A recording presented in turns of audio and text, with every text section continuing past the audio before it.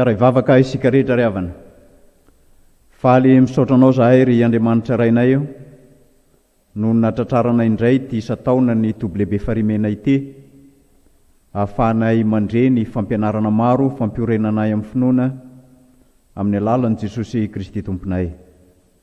Angataka aminao manokana izay ny ahafahanao mijery akaiky ny fiainan'ny kristianina rehetra, na ny eto Madagasikara na ny any ivelany, ao anatin'izao ame anara-pahasalamana, ka mahatonga ny olona rehetra ho very-hevitra, very fanantenana, satria mihamafy ny fiainana, fa ianao kosa mijoro eo anilanay, ao anatin'ny fahasarotana izany indrindra no anehoanao ny mahampamonjy anao, ka hitondranao fanasitranana feno ny nofy sy ny fanahinay, ary anomezanao anay fanantenana amin'ny fiainanay ho avy. Ny anaranao ry Jesosy Kristy Tomponay no metrahanay izany vavaka izany. Amen. Faly miarabantsika rehetra zanaky ny fifoazana ry havana, izay manaraka izao isataona ny toblebe farimena, ka anarahantsika ny lahateny faharoa, izay mitondra ny lohateny hoe ny fiangonana sy ny fiainany taratry ny voninahitry Jehova, araka ny Isaia 12:20. Araka izany dia ho vakitsika ny Isaia 12:20 amin'ny anaran'i Jesosy. Tsy angina aho ny amin'ny Ziona, ary tsy hitsaha-miteny aho noho ny amin'ny Jerosalema, mandraposaka ny fahamarinany tahaka ny famirapiratry ny mazava, ary ny famonjena azy tahaka ny fanilo mirehitra.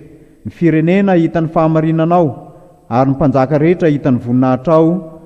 Dia homena anaram-baovao ianao, izay ho tonony vavan'i Jehova, ka dia ho tonga satro-boninahitra eo an-tanany ianao, sy satrok'andriana eo am-pelatanan'Andriamanitra ao. Ianao tsy atao intsono hoe nafoy, ary ny tananao tsy atao intsono hoe lao, fa ianao atao hoe lay sitrako, ary ny tananao atao hoe vady ampakarina, fa sitraky Jehova ianao, ary ny taninao hampanambadiana. Fa tahaka ny zatovo ampakarina Virjiny ho vady no ampiakarany mponina aminao anao, ary tahaka ny fifalian'ny mpanjaka amin'ny ampiakariny no ifalian'Andriamanitra ao aminao. Efa nanendry mpiambina ho eo ambonin'ny mandanao ary Jerosalemo, koa mandrakariva na andro na alina dia tsy mahazo manginy reny. Eny ianareo izay mpahampahatsiaro an Jehova aza mitsahatra, ary aza mamela azy hitsahatra mandra-panaony an Jerosalemo mafiorina sy ho deraina amin'ny tany.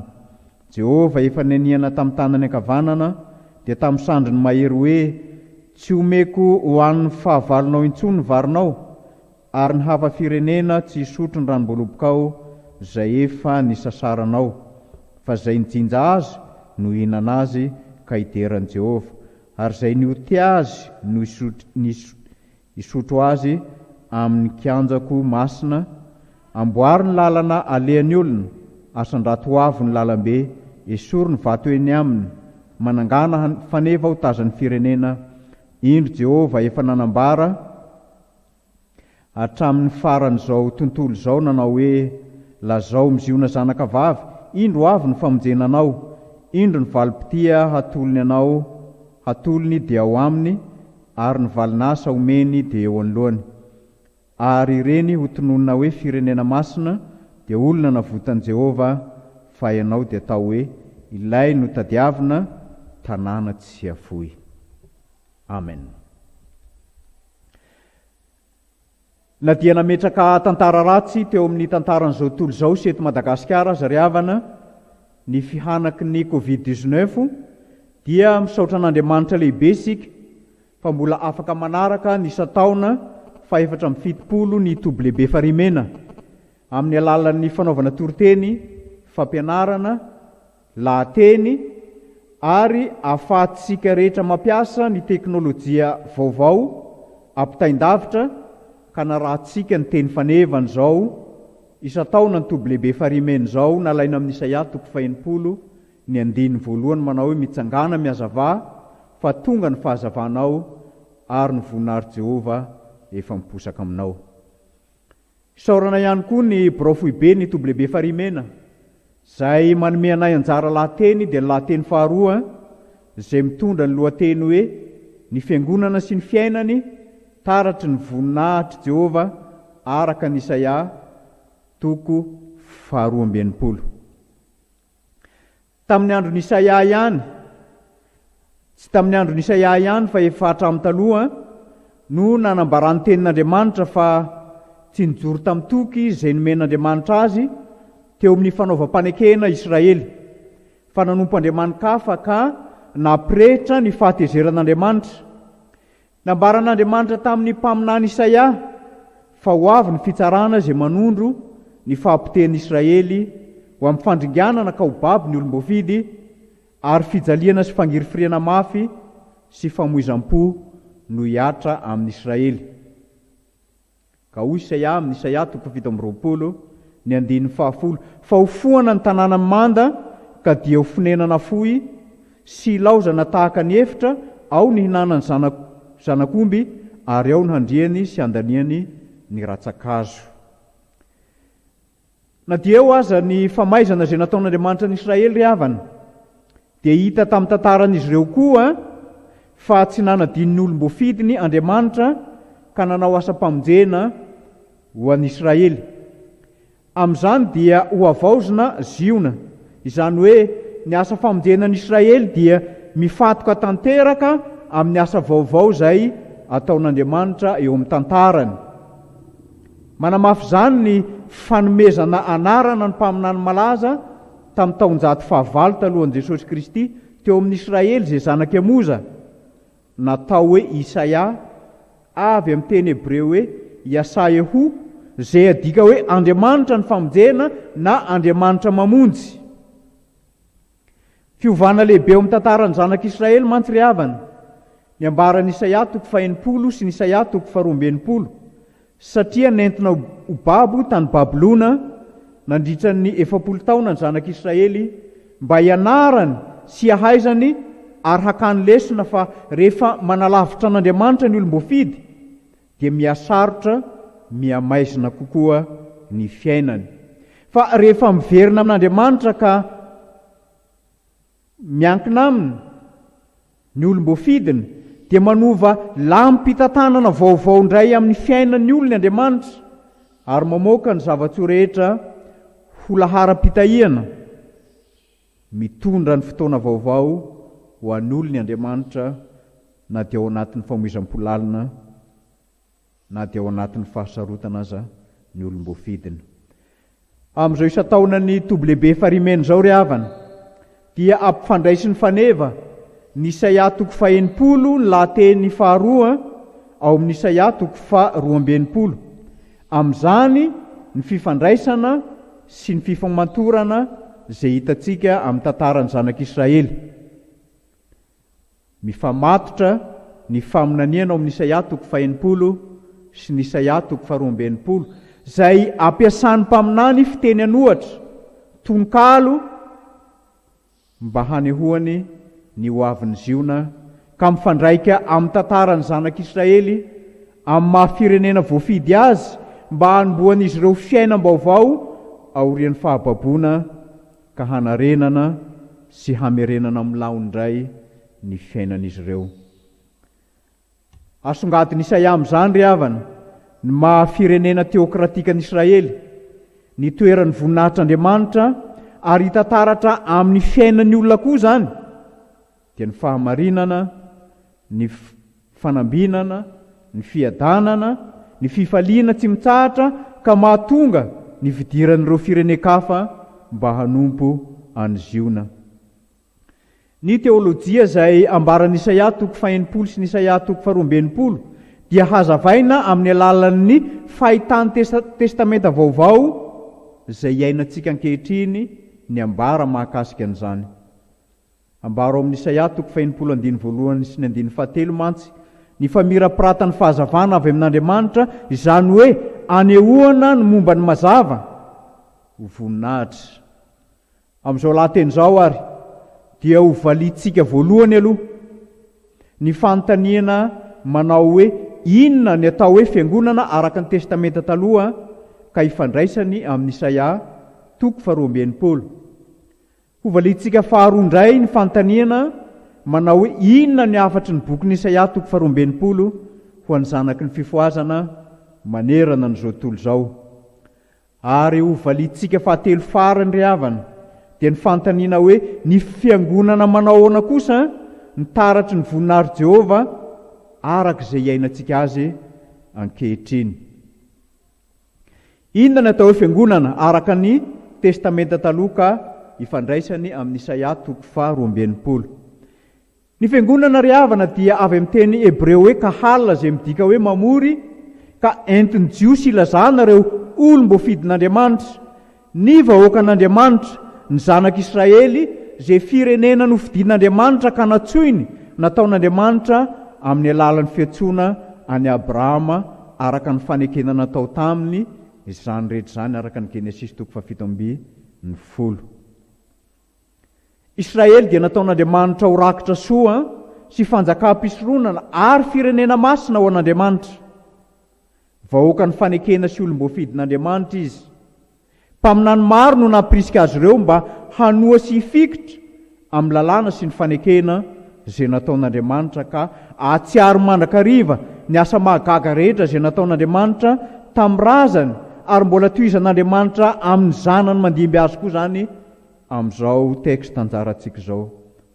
Mampanantena fitahiana ho an'izay matahotra azy Andriamanitra, mampanantena fitahiana ho izay mitandrina ny didiny Andriamanitra araka ny Deuteronomia 1:20, Deuteronomia 7:20 sy ny 7:20. Saingy tsy mandefitra kosa amin'ny fahotana, indrindra fa ny fihodinana aminy Andriamanitra, ny famoizana ny lalany ka nipon'Andriamanikafa. Ny kendren'Andriamanitra ry havana dia ny hananan'Israely fiadanana, ilay Shalom, izay tsy hafa fa fiainana tsara sy milamina, lavitry ny horohoronady sy ny fahoriana, lavitry ny arety mandringana ary ny tsy fahapiana, eny ho olon'ny fahamarinana aza ny olona izay natsoiny, satria famindram-po sy fahitsiana kosa ny tadiavin'Andriamanitra ho amin'izay natsoiny. Ny dikan'izany dia zao, lasa eo ambany fikarakaran'Andriamanitra manokana ny Israely ka avahany amin'ny firenena jentilisa izay mpanompo sampy, no izy zanaky ny fanekena, satria nataon'Andriamanitra ho rakitra soa azy ka iangarany mihoatra noho ny firenena hafa. Inona indray ary ny afatry ny boky Isaia 12 ho anzanaky ny fifoazana. Ny boky Isaia 12 ry havana dia manambara ny amin'ny handrosoan'ny voninahitry Jerosalema noho ny amin'ny Israely voafidina. Tsy navelan'Andriamanitra ho hafa baraka intsony izy, tsy navelan'Andriamanitra hiara-pahoriana intsony ihany koa. Taloha mantsy nomena anarana hoe ilaina vely izy.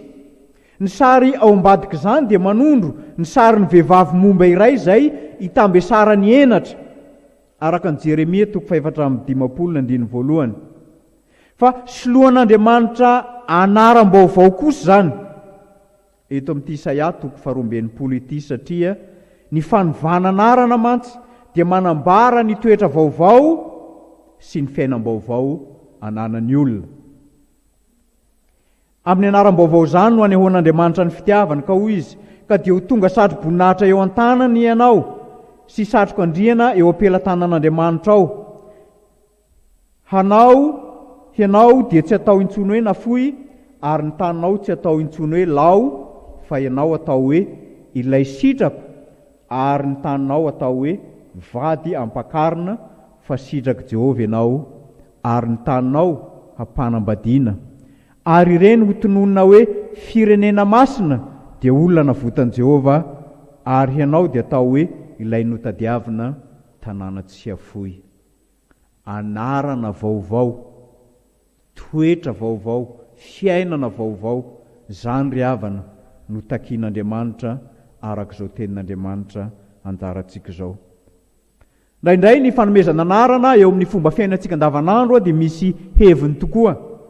Ny ray aman-dreny raha manome anarana ny zanany dia tiany mba ho tanteraka amin'ny zanany izany faniriany izany, mba ho zavatra tsara no iainana sy ho avin'ny zanany. Na dia misy ihany aza ny anarana sasany izay mety mifanohitra amin'izany faniriana ny amin'ny tsaratsara kokoa iainany zanaka izany. Tsika rehetra dia mahalala fa misy koa ny olona izay manome anarana ny olona anankiray noho ny fahalalany ny amin'izany olona izany ka anaovana anara-petaka izany. Fa amin'izao tenin'Andriamanitra izao dia fiovana lehibe ho an'i Israely ny zavatra mitranga. Ho adinoiny avokoa ireo karazam-pijaliana, ireo karazam-pahoriana, hosoloin'Andriamanitra fifaliana tsy manapetra amin'ny fiainana izany. Raha fahafambarakany ny ainany taloha, dia satroboninahitra na diadema kosa no atafin'Andriamanitra azy eto. Izany hoe lasa tsara tarehy sy lehibe indrindra eo imason'Andriamanitra izy. Ny fitafiam-pandresena, ny fitafian'ny mpanjaka, ary ny fitafian'ny voavitra no ampitafiana azy. Tsy andao na hanadino azy intsony Andriamanitra, ka tsy ho ravan'ny fahavalo sy ny pampahory intsony izy, ary tsy ho tany lao intsony ny taniny. Izany dia tanteraka amin'ny anaram-baovao anankiroa izay tian'Andriamanitra omena ny zanak'Israely. Dikan'izany dia tsy hafa fa homeny Jehova Andriamanitra fankasitrahana ny olona, ka tiany ho finaritra amin'izany anaram-baovao izany ny olona. Ny anarana izay teneniny amin'izany, ny anarana voalohany amin'izany dia tsoina hoe Hebziba amin'ny teny Hebreo, izay dika hoe ny sitrapoko no ao aminy. Izany hoe nomena anarana vaovao izy ka handeha araka ny sitrapon'Andriamanitra. Tsy handeha amin'ny herin'ny tenany, tsy handeha amin'izay faniriany fony, fa handeha kosa amin'izay lalana hitantanan'Andriamanitra azy. Anaram-baovao voalohany zany. Fa ny anaram-baovao faharoa dia avy amin'ny teny atao hoe Bela, izay teny Hebreo koa midika hoe manambady na vady ampakarina. Ny sary ao ambadika izany ry havana dia momba ny vehivavy iray izay efa ny saram-panambadiana ka nesorina ary tsy navela hitondra ny anaran'ilay vadiny taloha tsony izy. Zany hoe fahafahambaraka tanteraka zany fisarahany fanambadiany zany. Saingy afa-tondro maso kosa izy, fa tsy avelan'ny lehilahy anankiray mba ho lasa afa-baraka, fa ilay olom-baovao nampakatra azy ho vadiny dia nanome azy anaram-baovao ka mitondra ny anarany amin'ilay vady ampakarina izy. Amin'izany tarehin-javatra zany dia mitovy amin'ny fiangonana izay lazaina fa fiangonana ilay vadiny Kristy, ilay tsara tarehy nampiakariny zanak'Andriamanitra, hitantsika amin'ny Apokalipsy 1:20-7 na ny Apokalipsy 7:17.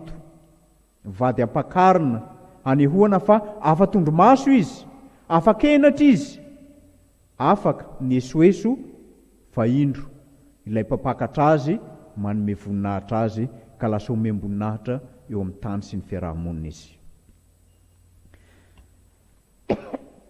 Ahariharin'Andriamanitra koa nefa ny andraikitra izay omena ny olona navotana.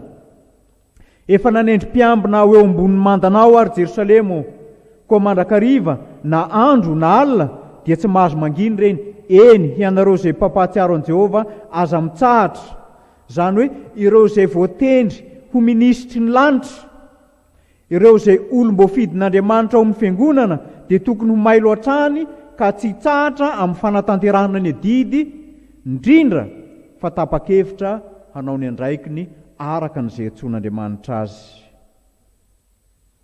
Araka izany, ny asan'ny mpiambina, ny asan'ny mpitily dia hitazona ny fahatserovana feno an'Andriamanitra eo anivon'ny vahoaka, zany hoe fanambarana ny anarany mba tsy ho adinoina eo amintsika izy. Tsy vitany hoe nandray anjara tamin'ny fanompoan'Andriamanitra fotsiny ireo mpitily na ny olom-boafidy na ireo minisitra maro izay voantso amin'izany fanjakan'Andriamanitra zany, fa ny asa taony dia hitandrina ny fahatserovana an' Jehova eo amin'ny olona ka ampahatsiary mandrakariva ny Tompo. Fa io misy olona izay natsoina amin'ny anarany andraikiny ny manatanteraka sy mikarakara azy. Aza mangina, dikany hoe aza mangina amin'ny Hebreo ry hava dia zao: miasa foana amin'ny vavaka sy ny fiderana. Zany hoe aza mangina mihitsy amin'izay atao, fa midira amin'ny alalan'ny vavaka, aza mitsahatra ao anatin'izany,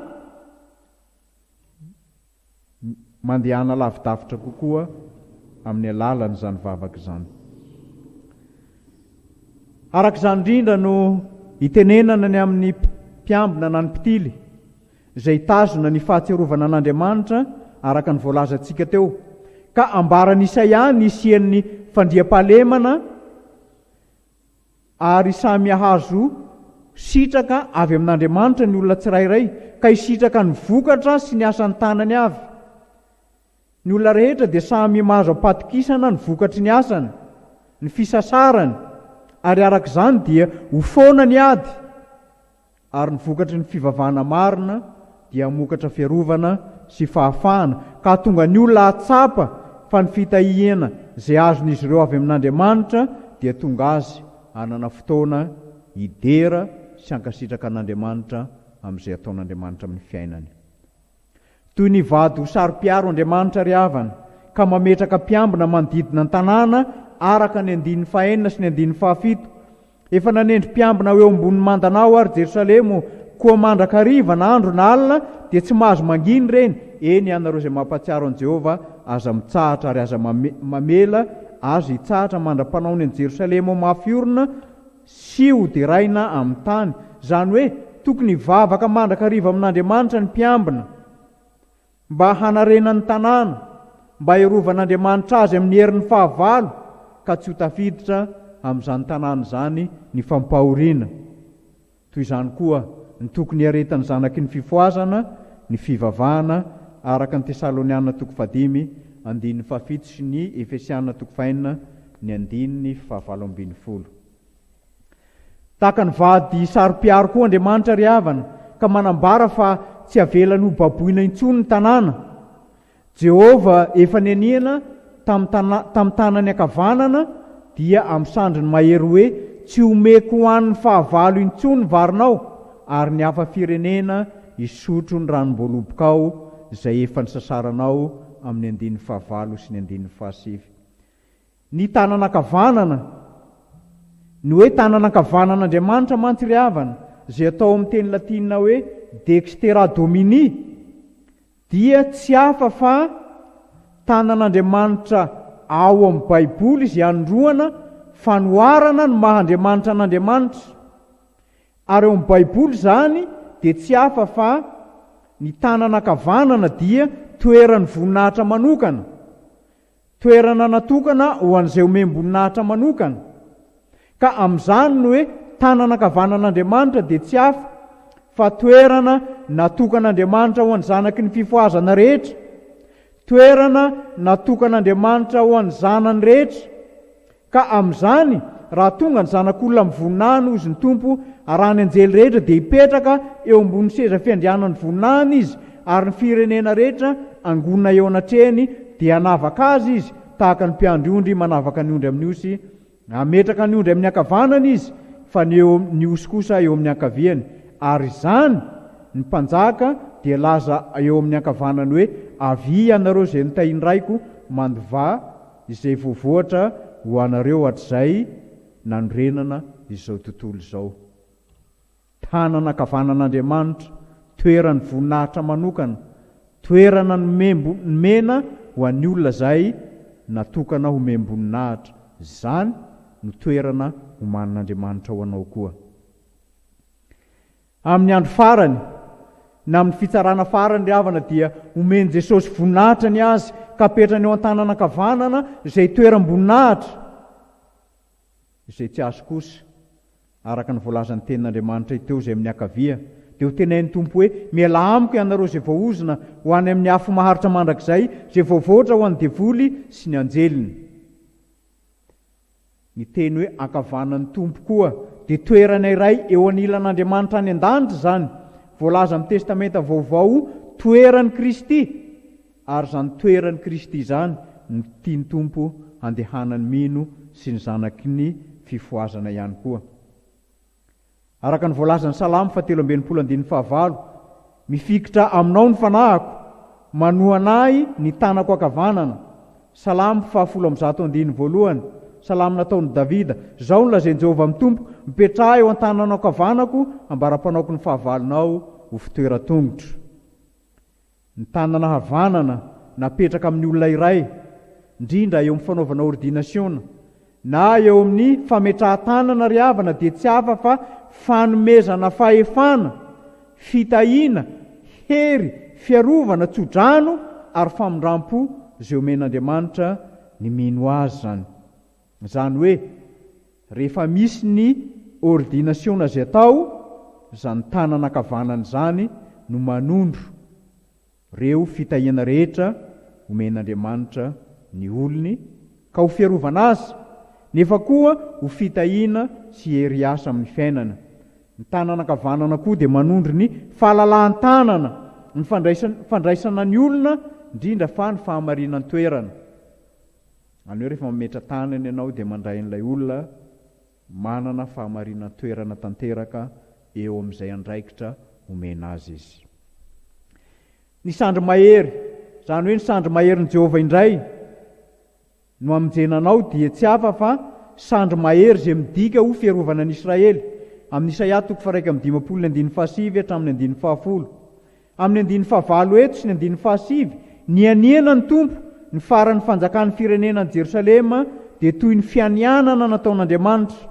Ary io no lazain'i Isaia 2:20 hoe Jehovah efa nianiana tamin'ny tanany ankavanana sy ny sandry ny heriny hoe tsy homeko ho an'ny fahavalo intsony ny varinao ary ny zanaky ny vahiny tsy hisotro ny divay izay nisasaranao.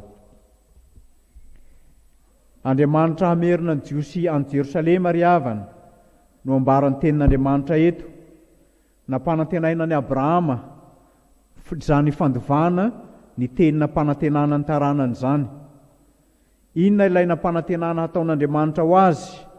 Tsy hafa fa hanampy azy Andriamanitra, hamerina azy ireo amin'ny tany indray, ary hitahiry azy amin'ny fikarakarana tonga lafatra amin'ny alalan'ny tanana ankavanana. Ny fitahian'Andriamanitra zany no tsy hahafahan'ny fahavalo mba hangalatra ny vokatry ny tanany. Hiditra ao anatin'ny fanontaniana fahatelo sady farantsika ry havana, izay hamaliantsika ny fanontaniana hoe ny fiangonana manao ahoana kosa no taratry ny voninahitry Jehova sy izay iainantsika azy ankehitriny. Mialohan'ny hamaliantsika ity fanontaniana ity aloha, dia ndao jerentsika aloha ny dikan'ny teny hoe satroboninahitra. Matetika rehefa miteny isika mahakasika ny voninahitra dia tenenitsika amin'ny famarana-teny zany. Resahantsika foana ny hoe ho an'Andriamanitra rery ihany ny voninahitra. Ary indraindray aza ny olona anankiray na dia misy fanandràtan-teny ao anatiny ao dia milaza ny hoe ho an'Andriamanitra ny voninahitra. Tsy izany no resahantsika eto fa ny hoe satroboninahitra izay atafin'ny Tompo ny mino azy. Tamin'ny andro Grika sy ny Romanina taloha ry havana no nampidirana ny satroboninahitra ho valisoa azo ny mpandresy amin'ny alalan'ny fifaninanana ara-panatanjahantena, valisoa izay omena ny tafika mahery fo, na koa ireo poeta mampenta-po sy ireo mozisianina izay afaka nampihetsi-po teo amin'izany hira izay nataon'izany, ka nasiana zava-maniry mamelana iray atao hoe laurel, natao fehiloha teo amin'ny lohany izany mba ho lohan'ny mpandresy izy. Izany hoe tao anatin'izany no nametrahana azy teo ambony lohany na teo amin'ny vozony ho mariky ny fandresena izay nananany. Ny Baiboly koa dia miresaka ny amin'ny satroboninahitra ry havana. Mety misy itovizany ny hevitra lazaina eto raha mahakasika ny satroboninahitra, saingy miresaka ny lafiny ara-panahy kosa ny Baiboly, na dia misy itovizany tamin'ny andro Grika Romanina taloha aza ny hevitra izay fonosiny. Ny satroboninahitra ho antsika kristianina dia tsy hafa fa mari-pankasitrahana tolotra ny olona iray izay nahazo fandresena tamin'ny alalan'ny faninanana, na ady tamin'ny fahavalo, na ho amin'ny olona izay nahavita zava-mahatalanjona, ho an'ny olona izay nahazo fahombiazana lehibe teo amin'izay nataony. Tsy azo mora nefa zany satroboninahitra zany, fa tsy maintsy misy ny fahasarotana, ny fangirifirina eny hatramin'ny fiaretana azy. Ny Baiboly dia manambara satroboninahitra anankidimy, antsoina hoe satroboninahitra dimy any an-danitra. Ireo satroboninahitra dimy ireo dia valisoa lehibe izay valisoa dimy omen'Andriamanitra ny mino azy. Ary zany koa no tian'Andriamanitra ho zaraina amintsika zanaky ny fifoazana amin'izao isa-taona ny toby lehibe farimeny izao. Ireo dia tsy hafa fa ho valy ny fahatokiana eto amin'ity tany ity araka ny testamenta vaovao. Amin'ny fiteny Grika mantsy ny hoe satroboninahitra dia tsy hafa fa Stefanos na Stefana no andikatsika azy amin'ny teny malagasy. Ny satroboninahitra voalohany ry havana dia ny satroboninahitry ny fiainana. Ny satroboninahitry ny fiainana dia resahana ao amin'ny Jakoba 1:2-10 sy ny Apokalipsy 2:1-10. Ka omena ireo kristianina izay naharitra amin'ny fisedrana sy ny fizahan-toetra mahamay, eny na dia farany fahafatesana azy. Nambaran'i Jesosy amin'ny fiangonana any Smirna mantsy amin'ny Apokalipsy 2:2-10 fa aza matahotra izay efa iaretanao, indro ny devoly, efa hanao ny sasany aminareo ao an-trano maizina mba voazahan-toetra ianareo, ary ampahoriana afolohana. Aoka ho mahatoky hatramin'ny fahafatesana ianao, dia omenanao ny satroboninahitry ny fiainana. Toy izany koa ny ambaran'ny Jakoba 1:2-12, sambatra izay olona maritra ny fakapanahy, fa rehefa voazahan-toetra izy dia ndray ny satroboninahitry ny fiainana izay nolazain'ny Tompo omena izay ty azy. Ny satroboninahitra faharoa ry havana dia ny satroboninahitra tsiloha, satroboninahitra tsiloha. Hitantsika amin'ny Korintianina 1:7-5:20. Ary ny mpiazakazaka rehetra dia mahony tena amin'ny zavatra rehetra, kanefa ireny dia mitady satroboninahitra mety loha ihany, fa isika kosa ny tsy mety ho loha. Ny satroboninahitra tsy mety ho loha ry havana dia ambaran'ny Paoly Apôstôly amin'ny Korintianina 1:7-10 520 fa satro-boninahitra zay omen'Andriamanitra ny kristianina marina, ny kristianina manana fandavatena, ny kristianina manana fikirizana mafy maontena eto amin'ity tany fiadiana ity. Ny fandavatena ry havana dia mety azo adika hoe fahafoizan-tena zany, azo adika koa ho fifehezana ny sitrapo na fiaretana ka ananana finiavana hamela ny fahafinaretana manokana hiara-pitsapana amin'ny fikatsahana ny tsaratsara kokoa. Zany hoe ny fivavahana, ny kolotsaina rehetra samihafa dia samy manana ny fomba fieverany zany fandavatena zany, ka ny sasany mihevitra ny fandavatena ho toetra tsara, raha ny hafa kosa mihevitra azy ho ratsy satria mety hiteraka fankahalana ny teny zany. Hitantsika amin'ny fampianaran'ny bodisma zany, fankahalan-tena izany. Ny satro-boninahitra tsy mety ho loa ary dia famonjena sy fiainana mandrakizay izy omen'Andriamanitra amin'ny alalan'ny zanany dia Jesosy Kristy Tompo, ary koa fanomezam-boninahitra izay omen'ny olona rehetra izay mino azy noho ny anarany sy mankatoy ny filazantsara ary maharitra amin'ny finoana sy ny fankatoavana azy mandra-pahafatiny dia ny mpino tafaray amin'i Jesosy Kristy zany. Ny satro-boninahitra fahatelo ry havana dia natao hoe satro-boninahitry ny fahamarinana. Ny satro-boninahitry ny fahamarinana dia voaresaka ao amin'ny Timoty 2:4-7 sy ny 9-5, izay nampanantenan'Andriamanitra omena ireo izay nahavita ny fiazakazahana, ny fiainana ampahamarinana, ny fiainana ampinoana teo panatanterahana ny asa fanompoana izay napetrak'Andriamanitra taminy hatramin'ny farany. Zany hoe ny satro-boninahitry ny fahamarinana dia tsy hafa fa valisoa omen'Andriamanitra izay natanteraka ny ady tsara, nahavita ny fiazakazahana, natahiry ny finoana mandra-pahafatiny, notazonina foana ny finoana na dia tolona lava ary na dia maharitra aza ny tolona eto amin'izao fiainana misy antsika izao. Eto ry havana no anehoana ny fandresen'ny mpanaradia an Jesosy Kristy, ny zanaky ny fifoazana, izay nanaraka ny tompo malala tamin'ny fiainany, ka nifikitra tamin'ny fanarahana ny tompo hatramin'ny fahafatesana. Ny Timoty 2:4-7 dia milaza hoe efa niady ny ady tsara, natanteraka ny fiazakazahana, nitahiry ny finoana hatramin'izao dia tehirizina ho ahy ny satro-boninahitry ny fahamarinana izay omeny tompo tsara marina ho ahy amin'izany andro zany, ary tsy ho ahy ihany fa ho an'izay rehetra tia ny fisehoany koa.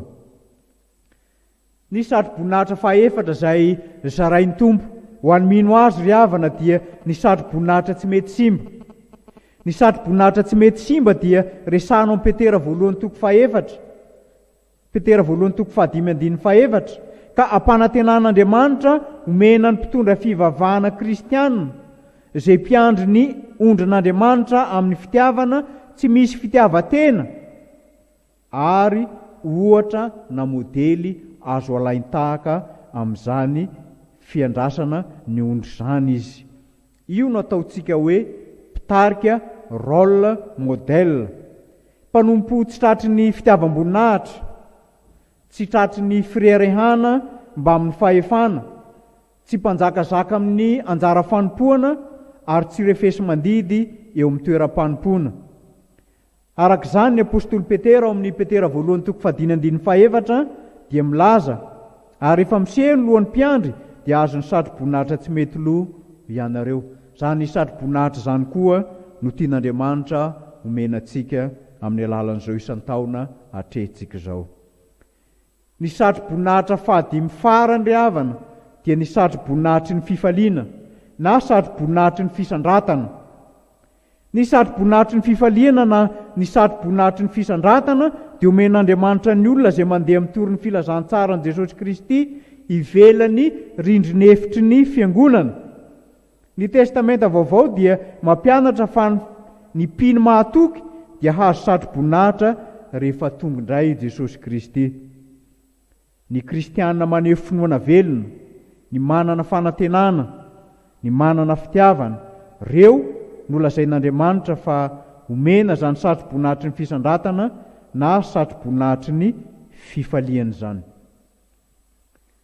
Ry havana, reo fahatserovana no nahatonga ny Paoly apôstôly ho faly be satria mpanompon'Andriamanitra tsy mivadika ny fiangonana zay nolazainy, ka zany fiangonana tsy mivadika zany nomeny tompo valosoa lehibe any an-danitra. Zany hoe mampireherehan'ny Paoly apôstôly mahita ny fiovampony olona zay lasa tonga kristianina noho ny fisasaran'ny mpitoro filazantsara izay toy ny mpandresy. Idirantsika ary ilay fanontaniana fahatelo farany izay mitondra ny le fanontaniana farany manao hoe fiangonana manahoana kosa no taratry ny voninahary Jehova izay iainantsika ankehitriny. Ny fiangonana taratry ny voninahary Jehova arak'izay iainantsika azy ankehitriny dia misongadina amin'ny foto-kevitra teolojika momba ny fiangonan'i Kristy, ka 5 amin'ireo ihany no jerentsika amin'izao lahateny izao. Mariko fa havoakan'ny pastora Dr Perera Solondraibe boky tsy ho ela ny andinindininy mahakasika na ny mahafeno reo voalazantsika fiangonan'i Kristy ireo. Ny voalohany dia ny fiangonan'i Kristy izay atao hoe fiangonan'ny mpandresy na fiangonana miady. Zany fotom-pisainana teolojika zany dia nalaina avy amin'ny ekleziolojia klasika.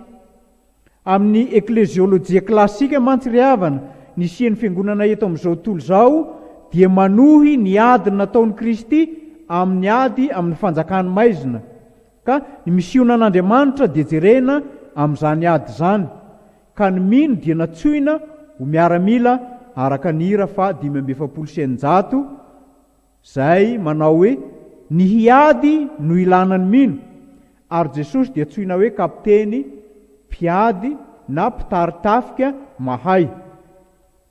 Ho an'ny miaramila tatsambo ry havana, dia kapitenina avokoa ny atsoina ireo officier supérieur na officier supérieur de la force navale na manamboninahitra ambony eo amin'ny miaramila tsambo.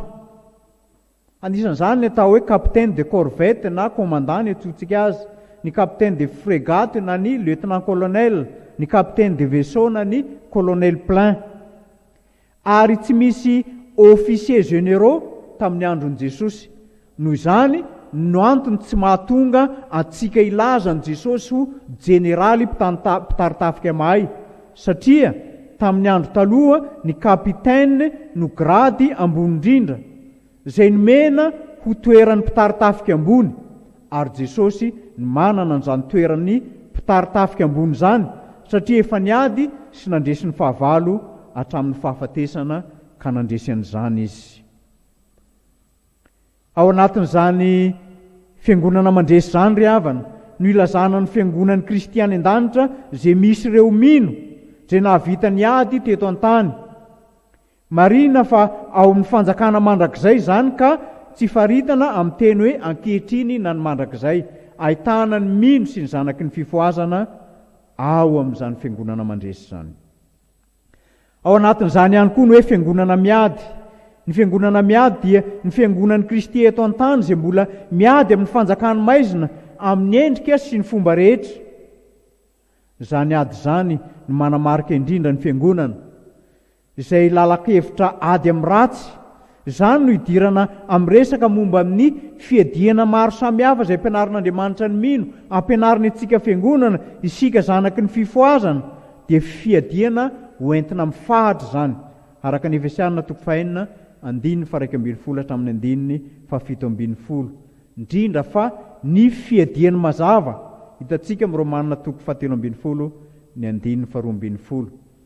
Tadidio fa tsy manao ady misokatra amin'ny kristianina fotsiny Satana, fa nikendren'ny Satana amin'ny ady dia zao mifanena mivantana amin'ny miaramila kristianina izy, ary mifanatrika antsika isanandro amin'ny fiainantsika izy, mampiasa hafetsena fa tsy hery koa izy amin'izany ady atao zany, Amin'ny ady sasany dia ny fahafinaretana izay toa tsy mampidi-doza no ampiasaina mba hoentina manapotika atsika, mandra-pahatonga atsika andeha lavidavitra ka tsy ahafahantsika miemitra intsony.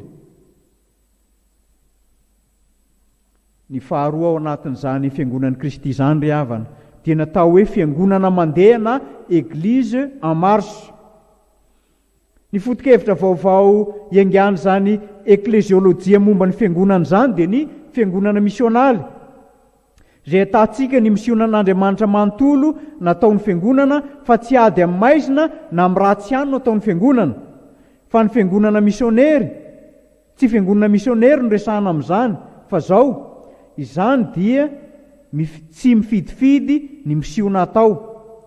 Fa ny misionaly kosa dia manao ny misionan'Andriamanitra iray manontolo izay hitarian'ny tompo azy, indrindra fa ampaherezan'ny fanahy masina. Amin'izany dia tsy mipetrapetra-potsiny ny fiangonana fa manaraka ny atson'ny tompo izay manao hoe manaraha, izany hoe fiangonana mandeha ny atao hoe fiangonana misionaly. Ny fiangonan'i Kristy fahatelo ry havana dia ny fiangonana miombona na fiangonana milaza hafatra, une communauté messangeur. Ny fiangonana misionaly miroso mavitrika amin'ny mission dei na ny misionan'Andriamanitra dia manambara hafatra amin'ny fampihavanana nataon'Andriamanitra an' Jesosy Kristy amin'izao tontolo izao. Lazaina ho fiangonana apostolika ny fiombonana izay mitondra izany hafatra izany. Araka ny fanekempinoana Niseana mantsy, tsy hoe fotsiny satria milaza ny hafatra napetraka tamin'ny fiangonana, fa izao kosa matoky amin'ny fampitana ny hafatra amin'ny fahamarinana izy, manana intégrité du message. Amin'izany dia mitory sy manazava ny lalàna sy ny filazantsara izy, manambara ny fidiran'ny fanjakan'Andriamanitra na ny fanjakam-pahasoavana izy, ary koa amin'ny mahampaminany azy dia manondro ireo rafitra, dia amin'ny mahampaminany azy dia tsy maintsy mijery ireo rafitra manao tsindry azo lena sy misetrasetra amin'ny fiarahamonina izy, manova ny fiainana ary ao anatin'izany fanovana ny fiainana izany no iadiany amin'ny lalan'ny pampahory rehetra. Ny fiangonan'ny Kristy faefatra ry havana dia ny fiombonana manompo, une communauté servante. Ny fiangonana misionaly dia manara-dian'ny tompo araka ny teny hoe ny zanak'olona tsy tonga mba hatopoina fa mba hanompo ka manolotra ny ainy ho avitra isolony maro, araka ny Mateo 5:20. Amin'ny asa fanompoana na ny asa diakonaly profetika izay ataon'ny fiangonana no anambaran'ny fiangonana ny fomba azo tsapahitanana ny fidiran'ny fanjakan'Andriamanitra eto amin'izao fiainana izao ao amin'i Jesosy Kristy.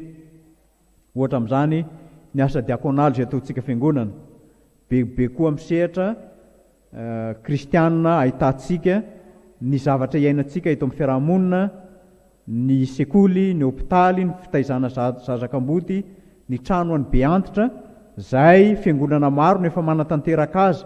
Izany dia tsy hafa fa fanarenana fiarahamonina ho an'ny firenena iray manontolo.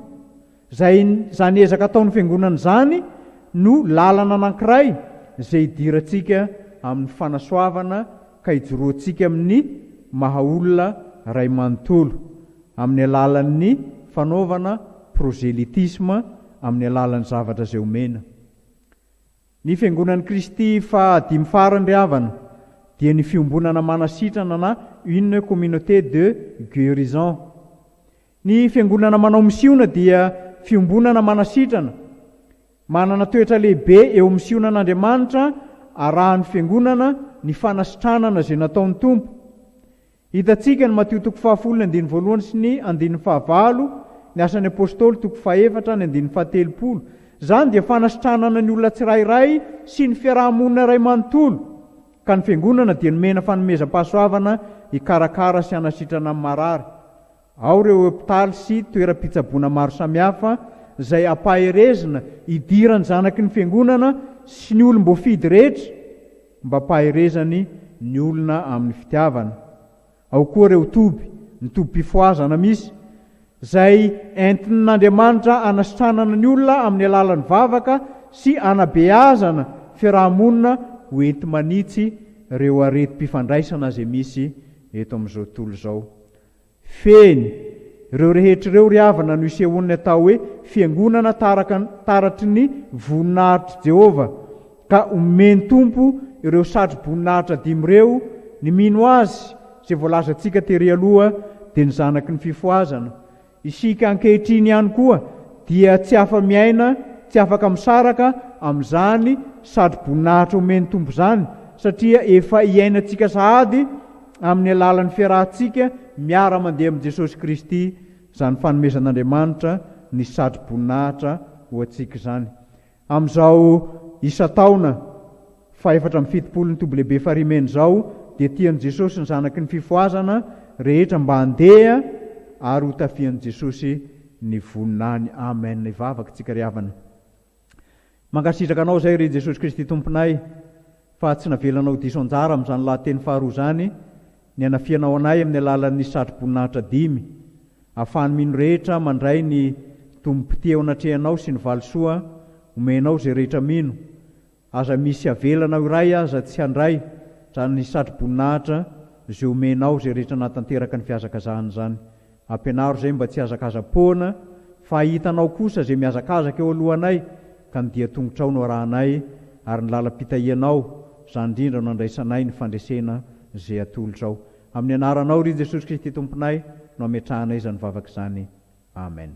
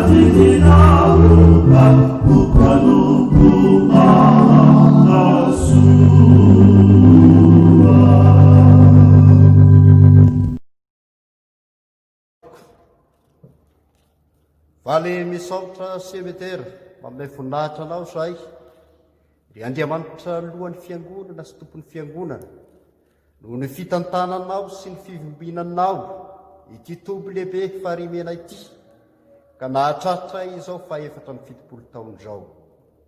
Misaotranao zahay fa nataonao mahay miray hina, miray hevitra, afaka miara-mampandroso izao toby lehibe zao ny mpanomponao tsirairay avy. Ny angatanay aminao Jesosy dia ny hanesoranao tao anatinay izay rehetra tsy avy aminao, ny fizaozaona, ny firehareana, ny fivakivakisana sy ny zavatra mihafa izay mitondranay ho amin'ny tsy fanarahana ny sitraponao. Ianao Jesosy hanadio sy hanary izany rehetra izany. Da io ary ny teninao izay manambara aminay fa ianao dia feno fitahina ka manome izay rehetra ilainay ho fampandrosoana ny fiangonanao, toy ny fanomezam-pahasoavana samihafa, ny fahaiza-manao samihafa, ny talenta samihafa. Dia omeo fofeno fahatokinanao zahay ary ny fanainao masina anao ka hitari-dalana anay, ahafahanay manatanteraka ny asa izay fanentsonao sy nanendrenao anay amin'ny fampiasana izany talenta sy fahaiza-manao sy fanomezam-pahasoavana samihafa izay efa natolotra ao anay izany. Da io ny teninao Jesosy, ary aoka ny fanahy masina no hanokatra ny fomampananay rehetra eto, aizanay mandray izay tia ny teninao hambara. Dia da io zahay mandritra ity fotoana ity Jesosy eo, ataovy matsiaro mandrakareva, fa raha tsy anao dia zava-poana ny fiainanay, raha tsy anao ny momba neninenina fahaizana mampahalala anay dia tsy afaka ny ampandroso ny fiangonanao zay. Ny anaranao Jesosy eo no entinay mamery sy mangataka izany bavaka izany. Amen. Voalohany indrindra ry havana malala ao amin'ny Tompo, misaotra an'Andriamanitra lehibe sika no ny fitiavana sy fitahina izay nasehony tamintsika. Isaorantsika azy eny ny tahiny izao toby masina izao ka nahatratra ity isa-taona fa 770 ity. Ka na dia ao aza ny zavatsarotra izay iaina ny fiangonana ankehitriny noho ny hameana ara-pahasalamana, dia niezaka kosa ny toby lehibe farimena hamahana antsika amin'ny tenin'Andriamanitra, hampahery atsika amin'ny atrehantsika izao zavatsarotra izay manjo ny firenena izao. Misaotra amin'ny Tompo fa afaka miainy sy manatanteraka izany tsika ankehitriny. Izany dia miarabantsika rehetra amin'ny anaran'i Jesosy nahatratra indray ity isa-taona ny toby lehibe farimena fa 770 ity. Jesosy Kristy ilay efa nitahy sy lombantsika ny mbola hitantana hatrany ny fiainantsika, hatrarantsika, ny tao mitsingeringerinay indray ahafahantsika miatrika amin'ny mpitiavana izao isa-taona ny toby lehibe farimena izao. Ny manaraka ry havana ny tenin'Andriamanitra izay anjara voatendry ho toriana amintsika amin'ny ity zoma fa 2 ny volana Aogositra tolakandro ity, dia izay hitantsika ao amin'ny Korintianina voalohany 2:20, vakina manomboka amin'ny andininy 2 dia mijanona amin'ny andininy 1:20. Korintianina voalohany 2:20, ny andininy 2 ka hatramin'ny andininy 1:20. Rehefa miara-mahitasika dia toy izao ny fivakin'izany teny izany amin'ny anaran'i Jesosy. Fantatrareo fa fony jentilisa ianareo dia nentina tany amin'ny sampimoana araka n'izay nitaomana anareo. Koa mampahafantatra anareo aho fa tsy misy olona mpitenen'ny fanahin'Andriamanitra ka manao hoe voaozona Jesosy, ary tsy misy mahay manaiky hoe Jesosy no Tompo raha tsy amin'ny fanahy masina. Zarazaraina ho samy hafa ny fanomezam-pahasoavana, nefa dia iray ny fanahy dia iray ihany. Ary zarazaraina ho samy hafa ny fanompoana, nefa ny Tompo dia iray ihany. Ary zarazaraina ho samy hafa ny asa, nefa Andriamanitra dia iray ihany izay miasa ny zavatra rehetra amin'ny olona rehetra. Ary izy rehetra dia samy nomena ny fampisehoana ny fanahy hahasoa. Fa ny anankiray nomena ny fanahy teny fahendrena, ary ny anankiray teny fahalalana araka izany fanahy izany ihany. ary ny anankiray finoana aminy izany fanahy izany ihany, ary ny anankiray fanomeza-pahasoavana oety mahasitrana amin'izany fanahy iray izany ihany, ary ny anankiray ny manao fahagagana, ary ny anankiray maminany, ary ny anankiray ny mahafantatra fanahy samihafa, ary ny anankiray ny miteny amin'ny fiteny samihafa tsy fantatra, ary ny anankiray ny mandika fiteny tsy fantatra. Ireo rehetra ireo dia asany fanahy iray ihany, zarazarainy ho azy rehetra avy araka ny sitrapony. Ray masino manamasinanay amin'ny fahamarinana, fa ny teninao ny fahamarinana. Amen. Rify avana malala zanaky ny fifoazana, ho aminareo mandrakarivany ny fahasaovana mampiadanana avy amin'Andriamanitra ray sy Jesosy Kristy tompontsika. Tahaka ireo epistily izay nisorata amin'ny Paoly rehetra ry havana, dia mizara roa koa ity Korintianina voalohany ity amin'ny ankapobeny. Ny fizarana voalohany dia ny toko voalohany ka hatramin'ny faha 1:10, izay antsoim-pandinika hoe fampianarana ny amin'ny teolojia zany. Izany hoe fampianarana mahakasika ny asan'Andriamanitra ho an'ny olona tao amin'ny Jesosy Kristy sy ny hazo fijaliana. Ny fizarana faharoa kosa dia ny toko faharoa 12 ka hatramin'ny toko faha 19, antsoy ny mpandinika hoe fananarana izany na etika. Ny fiaim-piainan'ny olona sy ny fitondrantenany ary ny vokatry ny fandraisan'ny asan'Andriamanitra tao amin'ny Kristy Jesosy ny hazo fijaliana no tiana ambariny amin'izany. Arak'izany mifamatotra ireo fizarana roa ireo, ka fototra iorena ny fizarana faharoa ny fizarana voalohany. Fototra iorena ny fizarana faharoa izay natao hoe etika ny fizarana voalohany na ny teolojia. Izay nandray ny asan'Andriamanitra namonjy azy tao amin'ny Jesosy dia tsy maintsy manana fitondrantena sy fiaim-piaina ary asa tsara mifanaraka amin'izany koa. Hitantsika amin'izany ny fanamafisan'ny epistiliny Jakoba miasa vokatry ny finoana, ka ilazany fa ny finoana tsy misy asa dia foana na maty mihitsy. Arak'izany ry havana, dia fiatomboan'ny fizarana faharoa amin'izao epistily izao no misy ity perikupantsika ity.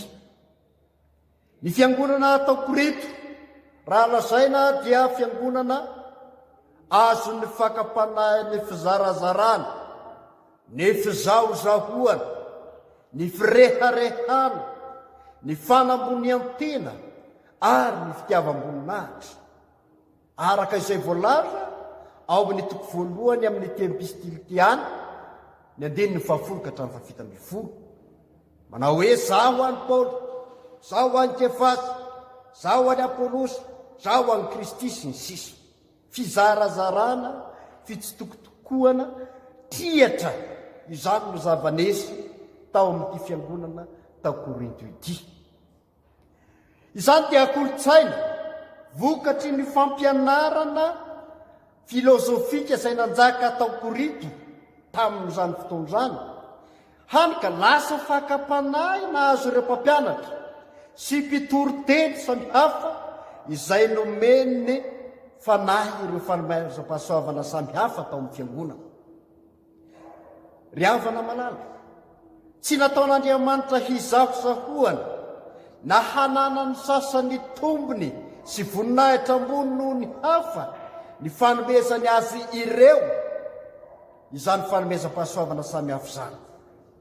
Tsy nomen'Andriamanitra mba hampahaleo tena ny mpanompony anankiray ka hiolonolona ny tao amin'ny fiangonana koa izany, fa nataony samihafa izany mba hifamenoana sy hifampiankinan'izy ireo teo amin'ny fanatanterahana ny asa izay ny antsoina sy nampanaovon'Andriamanitra ny fiangonana. Ry havana malala ao amin'ny tompo, satria mpino kristianina izay vokatry ny asan'ny Jesosy teo amin'ny hazo fijaliana no nomena izany talenta sy fanomezam-pahasoavana mifanaraka amin'ny andraikitra izany, dia manatoerana lehibe eo amin'ny fampiasana ireo fanomezam-pahasoavana samy hafa ireo ny fitiavana izay vokatry ny fanahy. Amafison'ny Paoly apôstôly zany fitiavana vokatry ny fanahy zany ao amin'ny Galatiana 5:22 manao hoe amin'ny anaran'i Jesosy. Fa ny vokatry ny fanahy kosa dia fitiavana, fifalena, fiadanana, faharom-po sy ny sisa. Manao zany ampitiavana ho fanasoavana ny hafa izay rehetra nomena ny fanomezam-pahasoavana, fa tsy manao izany kosa ho fampisongadinana ny tenany ka hanatanteraka ny asa noho ny fitiavan-tena ihany. Ao amin'ny Korintianina 1:12 sy manaraka dia tondroiny Paoly apôstôly mazava ny maha izy azy ny fiangonana ka ilazany fa tena iray ihany ao amin'ny Kristy ny fiangonana kristiana. Azontsika ampitahana amin'izay voalaza amin'ny Paoly apôstôly amin'ny Romanina 12:4-5 zany. Izay fiomponan'ny mino rehetra vokatry ny fampiraisana azy ireo tao amin'ny batisa zany, io no maha izy azy ny fiangonana. Ary dia mbola mafisin'ny Paoly apôstôly any amin'ny Romanina 9:5 sy ny Kolosianina 2:2 zany. Araka zany, amin'ny mahatenan'ny Kristy ny fiangonana dia manao ny asan'ny Kristy izy. Amin'izany dia izy tena iray ihany no mahavita sy manao ary mahatanteraka sy mantolo ny asan'ny Kristy.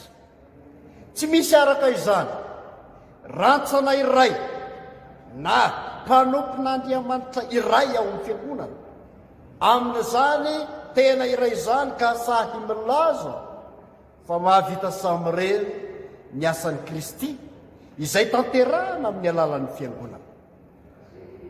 Miara-miasa hahatanteraka ny asa izay tanterahin'Andriamanitra amin'ny alalan'ny fiangonana araka ny fanomezam-pahasoavana izay nomena azy avy ireo rehetra voanjo sy voatendry ny mpanompon'Andriamanitra.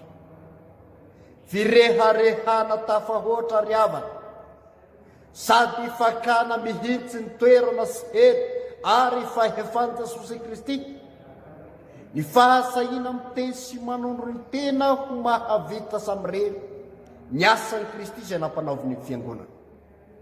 Fahalavoana faharoa indray zany ka tsy tandrifo ny mpanompon'Andriamanitra tahaka ny fahalavona izay nanjo any Tamaseva araky ny lazainy ny Genesis 3:1-5 rehefa nilazany ny menarana fa ho tahaka an'Andriamanitra ianareo alalany tsara sy ny ratsy, dia lavy tamin'izany fakapanahy zany ny olombelona voalohany. Ny fiaraha-miasan'izy rehetra na ny fampiongonany ny heriny sy ny fahaiza-manaony, ny talenta, ny fanomezam-pahasoavana izay nomen'Andriamanitra azy, ireo no ahatanterahana ny asa. Izany ry havana, dia ireo talenta samihafa miompona ireo ary no avitan'ny fiangonana tanteraka sy manontolo ny asa sy miandraikitra izay napetraka aminy amin'ny mahatenan'ny Kristy azy. Ny fanomesana toerana ry havana ho amin'ny fanahy masina izay hany hery na energia hahatanterahana ny asa, io no mampiombona antsika rehetra amin'izany ka avitan'ny fiangonana ny asa izay nampanaovin'Andriamanitra antsika. Manamarika ny fahaveloman'ny fiangonana izay fonenan'Andriamanitra amin'ny fanahy izany rehetra zany. Araka ny voalaza ao amin'ny taona 20 sy manaraka izay raha fiesina dia ny teny farana nataon'i Jesosy ao, ary rehefa laza izany izy dia nanisy fofinaina. Raisy ny fanahy masina, io ny mahafiangonana velo ny fanahy, mahafiangonana anjaka ny fanahy, mahafiangonana feno fahamarina. Dia toy izany ihany koa ny voalazan'ny Paoly apôstôly ao amin'ny Efesianina 2:7-20 izay azo lasaina hoe ao aminy ilazan'ny Paoly apôstôly, ao amin'ny Jesosy no miaraka orina koa ianareo ho fonenan'Andriamanitra amin'ny fandady. Ny fizarazarana, ny fivakivakisana, ny fitsitokotokoana ry havana dia mariky ny fahafatesana izany. Ny fifampiandanina amin'olona, amin'ny hevitra, amin'ny asa dia mariky ny fahafatesany fiangonana izany. Fa nataon'Andriamanitra ho samy hafa koa anefa ny fanomezam-pahasoavana mba hanomezany toerana eo anivon'ny fiangonana ny fahaizana mitantana olona na entsoina amin'ny teny vahiny elantsiny manao hoe gestion des ressources humaines. Noho izany ampiasaina io amin'ny fametrahana na fifidianana ny olona tsiraray amin'ny andraikitra samihafa izay ilay. Fanomezam-pahasoavana na talenta na fahaiza-manao izay tandrify sy sahaza ary mifanentana amin'ny andraikitra iray izay antsona ny mpanompony izay tororana sy omeny izany andraikitra izany. Izany ry havana dia ny mba hahatonga ny tsirairay hahavita tsara ny andraikitra amin'ny pahatokisana. Tsy mba Andriamanitra mihitsy ary no miantso sy mametraka olona anankiray amin'ny raharahany fiangonana izay tsy mifanaraka amin'ny fahaiza-manao na ny fanomezam-pahasoavana na ny talenta izay ananana. Jereo ny Matio 5:20-7 mikasika ny fampianarana ny amin'ireo talenta samihafa. Ry havana malala ao amin'ny tompo, satria tenan'ny Kristy koa ny fiangonana dia tokony hahay ametraka ny olona hifidy sy hanendry azy amin'ny andraikitra sady mifanandrify no mifanentana amin'ny fahaiza-manao na ny fanomezam-pahasoavana na ny talentany izay ananan'izay olona tsirairay avy amin'ny andraikitra omena azy. Taddio fa ho simba sady tsy ho vita ny asan'Andriamanitra izay ampanaovina ny olona iray raha sady tsy mifanandrify no tsy mifanentana amin'izany andraikitra zany habe sy kalitao ary karazany fanomezam-pahasoavana na talenta sy ny fahaiza-manao ananany olona. Iankinany fahatanterahany asa koa anefa ny fanoloran-tena sy ny ampitiavana ka hanao ny asa amin'ny fanetretena sy fitiavana ny olona izay omena izany andraikitra samihafa izany. Tsy izany ihany ry havana, fa tokony hifanatsa amin'ny andraikitra izay omena azy avokoa ny tsirairay, satria mifanentana tsara amin'ny fahaiza-manao sy ny talenta sy ny fanomezam-pahasoavana izay nomena azy zany. Isika mamborany fiangonana izany samy nomeny zany talenta sy fanomezam-pahasoavana sy fahaiza-manao zany hoentina miara mampandroso ny fiangonan'Andriamanitra. Noho izany dia tokony samiaka ny toerany avy arak'izay maizy azy atsika tsirairay avy isika. Tokony tsy hifampitsabaka amin'ny andraikitra koa kanefa hifanampy sy hifameny ary hifampiankina sy hifametanana amin'izany fanatanterahana ny andraikitra izany. Fa tsy kely amin'izany fanoloran-tena izany ry havana, tokony ho mahatoky eo anatrehan'Andriamanitra ny amin'izany andraikitra mifanentana amin'ny fahaiza-manao, fanomezam-pahasoavana, talenta izay nitolorana na izay nitendrena ho amin'izany andraikitra izany. Afaka vakitsika ny Mateo 5:20, ny 4:7 ny Leoka 2:20, ny 2:7 ka hatramin'ny 5:7. Araka ny artikla 7 ry havana dia fiombonan'ny olona masina ny fiangonan'ny kristianina. Izany hoe fiombonan'ireo izay efa nandray an'i Jesosy sy Kristy sy ny asany, izay amafisy ny artikla faharoa koa. Fiombonan'ny olombelona araka n'Andriamanitra noho ny fananana ny fanahy fofinaina mamelona azy ihany koa. Velo ny fanahy araka ny Jaona 2:20 ka hatramin'ny 7:20. Izany ny fiangonan'Andriamanitra fa tsy fiombonan'ny olona maty. Fiombonan'ny olona miasa amin'ny fitiavana ampatokisana araka ny fanomezam-pahasaovana samihafa izay nomena azy koa. Izany rehetra izany ry havana no maha fiangonana ny fiangonana. Noho izany dia mangataka amin'ny tompo isika ho fanasy ny tany sy ho fahazavana izao tontolo izao amin'izany mahay izy azy ny fiangonana izany eny ny fiangonana Loterana Malagasy, indrindra ny zanaky ny fifoazana.